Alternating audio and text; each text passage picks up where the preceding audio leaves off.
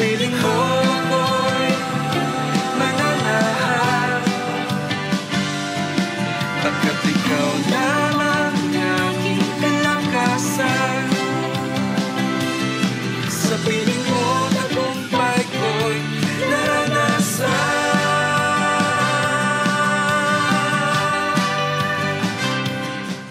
Praise God! Purihin po ang ating Panginoon at welcome po sa ating araw-araw na pagpapala. Napakabuti po ng ating Diyos sa lahat ng panahon at dalangin ko po tayo po'y makakatanggap ng magandang mensahe ng Panginoon sa araw na ito. Tayo po'y manalangin namang Diyos sa pangalan ni Jesus. Salamat po sa araw na to. Salamat po Panginoon sa mensahe niyo po na matatanggap namin. Salamat Panginoon sa pag-asa, kagalakan, Panginoon o God, at kalakasan na nanggagaling sa inyo. And we even pray, Lord, pati, Lord God, kagalakan at, Lord God, kagalingan, Panginoon, ay kasama sa, Lord God, sa mensahe niyo po para sa amin sa araw nito. Salamat, Panginoon. Pinupuri ka namin, sinasamba ka namin sa pangalan ni Jesus.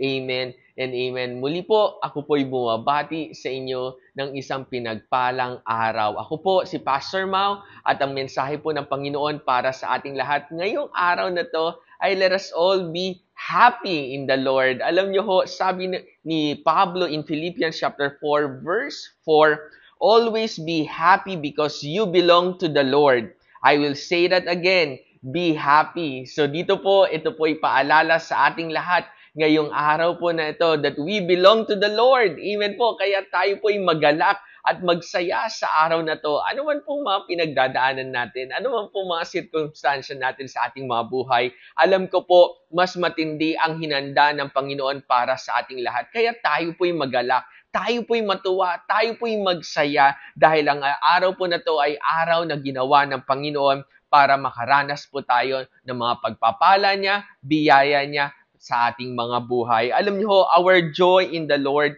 is not based on circumstances. Amen po ba? It's a joy that comes from knowing, amen po ba, our Lord, trusting in the Lord, amen po, and understanding that He is always with us. Yun po, alam niyo po yun yung kagalakan na yun na alam natin hindi mababali, hindi masya-shaken dahil ang focus po natin sa ating Panginoon ay hindi sa mga problema o kaya mga sirkumstansyang hindi natin kayang kontrolin, bagkus sa mga pangako na kayang gawin ng Panginoon. Kaya magalak ka.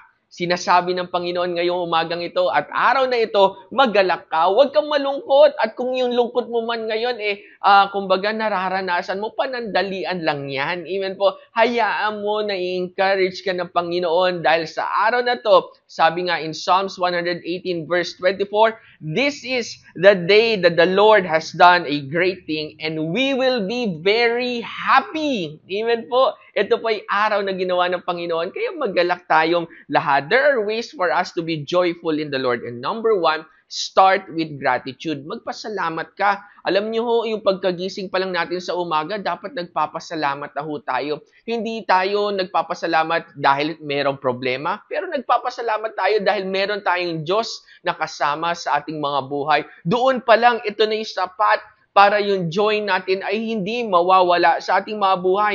We must focus ourselves from being grateful. Amen po ba? At ito po yung pagiging grateful natin ay from nothing into something. Amen po. Hindi nagagalak ka, hindi dahil sa mga bagay na wala ka, pero nagagalak ka dahil alam mo sa araw na to, merong magandang gagawin ang ating Panginoon. And it leads us to joy in our hearts. Amen po ba? Merong kagalakan sa ating mga puso. Pangalawa, spend time in prayer. Alam niyo ho, ang isa po na nagpapagalak sa ating lahat ay tayo po ay merong oras sa pananalangin, oras na idulog sa ating Diyos ang bawat mga panalangin, at meron tayong oras para humingi. Prayer is about asking. Amen po. And this time, I pray kung gusto mong magalak sa ating Panginoon, ikaw po ay humingi. Humingi ka. Ano man yung hinihingi mo sa Panginoon ngayon, ano man yung dinudulog mo sa Panginoon ngayon, naniniwala po ako merong sagot ang ating Diyos para sa ating lahat. Alam niyo ho, hindi ho tayo pare-parehas ng mga sitwasyon.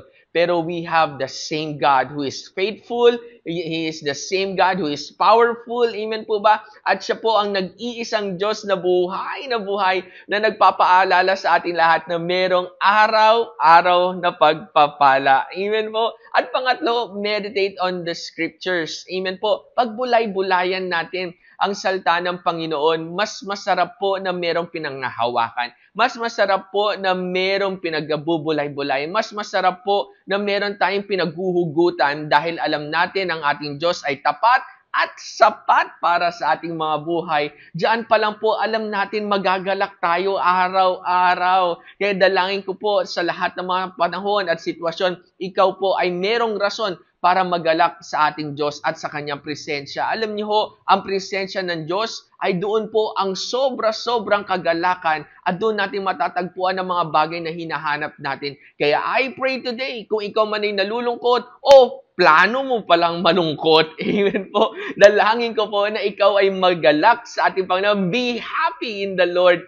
Alam niyo ho, masarap po na makita natin at kumbaga ma-reflect sa buhay natin yung tangible o kumbaga visible na resulta ng pagtitiwala natin sa ating Panginoon, yung kagalakan. At ito po ay paalala sa ating lahat.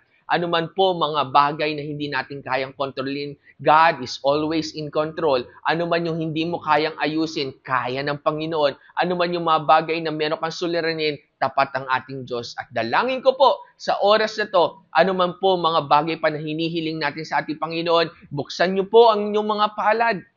Buksan niyo po ang inyong mga bibig. Magpasalamat po tayo sa ating Panginoon at buksan po natin ang linya ng ating komunikasyon sa ating Diyos. Tayo po'y manalangin. Hingin po natin ang banal na spirito sa ating mga buhay. The joy that comes from the Holy Spirit ay nasa ating lahat sa mga oras nito. And I pray right now po sa mga oras po na to, hindi kayo mauubusan ng rason para magalak tayo sa ating Panginoon. Magalak ka. Inuulit po ng Panginoon sa ating lahat sa mga oras na magalak ka, matuwa ka, may gagawin ng Diyos, may ginawa ang Diyos, at marami pang sasagutin ng Diyos sa ating mga buhay. Ito po ang araw para tayo ay tumanggap ng mga pagpapala at himala at biyaya ng Panginoon sa ating mga buhay. Tayo po yung manalangin. Amang Diyos, salamat Panginoon for everyone, Panginoon o God, na nanunood ng broadcast na ito. Pagpalain niyo po kami, Panginoon o God.